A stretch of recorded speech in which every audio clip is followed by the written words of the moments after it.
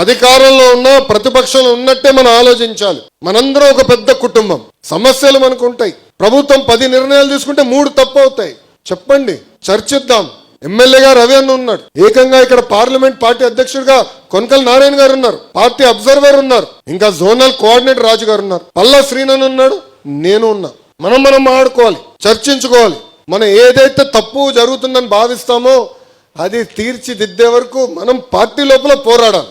మీరు అందరూ అనుకోవచ్చు లోకేష్కి తేలిక పార్టీ లోపల అని, భలే ఉన్నారు. జగన్ గారితో నేను ఎంత పోరాడానో దానికన్నా 3 రెట్లు ఎక్కువ నేను పార్టీలో పోరాడాను. కొల్లు రవణకు తెలుసు, ప్రతి పాలిట్ బ్యూరో మీటింగ్ లో నాకే ఎక్కువ అక్షంతలు పడతాయి, ఏదో కలబెడతా ఉంటా. మహానాడు కడపలో పెట్టాలన్నప్పుడు చాలా మంది అన్నారు, ఎందుకు ఊకేంది, ఒక విశాఖపట్నమో విజయవాడనో తిరుపతి చాలు కదా అంటే, లేదు, పార్టీ విధానం మారాలి. ప్రతి సంవత్సరం కొత్త జిల్లాల్లో మన మీటింగ్లు పెట్టాలి.